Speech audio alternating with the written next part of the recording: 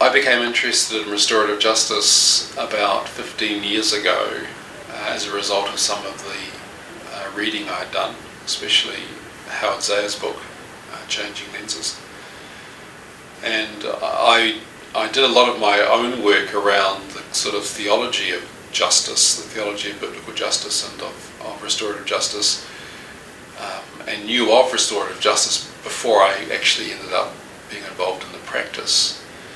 So about 10 or 15 years ago, I trained as a restorative justice facilitator and was involved in a couple of different pilot projects in Auckland. So for me, that was a matter of finding a practice that matched my theology rather than the other way around. Often people do it the other way around. They begin with the practice and then try to work out how this is consistent with their theology. But I had reached the view that the biblical understanding of justice was so consistent with restorative justice that being involved in the practice was just the completion of that, really, consummation of it. So I think with the work I've done as an academic, I've published several books. I suppose the way I would summarise it would be to say that I think biblical teaching on justice or on righteousness, and those are two very closely related terms in the Bible. One Old Testament scholar describes them as Siamese twins. So justice and righteousness, I think, are very closely connected. That teaching on justice or on righteousness is fundamentally about relationships. So righteousness is to do with being in right relationship with God, with other people, with the environment, with oneself.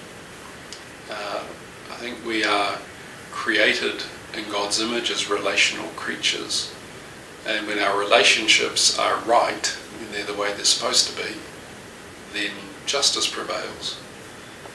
So biblical righteousness, biblical justice is fundamentally about relationships being restored and being right. Restorative justice is fundamentally about relationships. So the work I've done on biblical teaching and on New Testament teaching in particular is really surprising how often it turns on the idea of people being restored to right relationship, the damage being healed, losses being restored, restitution occurring. As far as the death penalty is concerned, the book I wrote in 2001, Beyond Retribution, which is subtitled A New Testament Vision for Justice, Crime and Punishment, I have a chapter in there which, if I recall, is entitled Justice That Kills. Is there a case for capital punishment? And I review mainly the biblical texts to do with the death penalty, but also some of the ethical or moral arguments that have been used, the prudential arguments that have been used in support of the death penalty.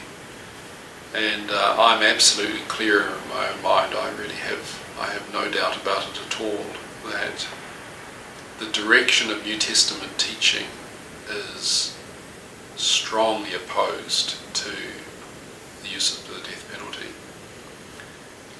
The death penalty is certainly permitted in Mosaic teaching and Old Testament law, but even when you look at that material, I think you find that it was by no means a rigid rule that was invariably followed.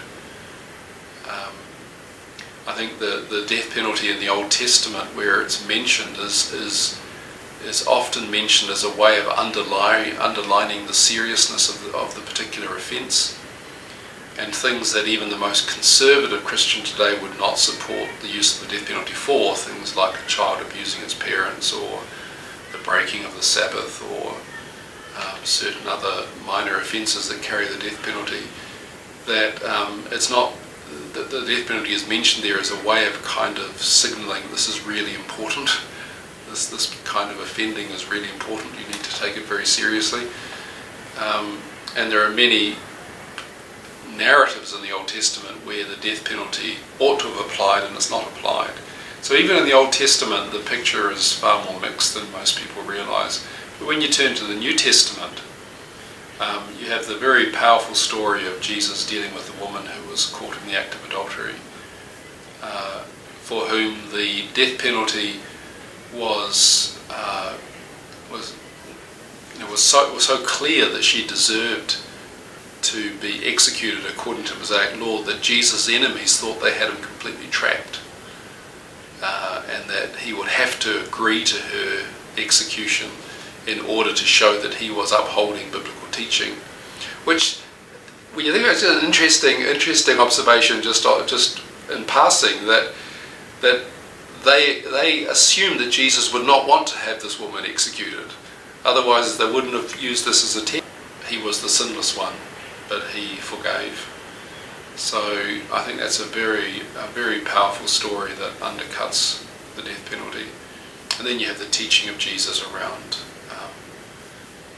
forgiveness, around turning the other cheek, loving one's enemies. I'm not sure how you can love one's enemies and kill them at the same time.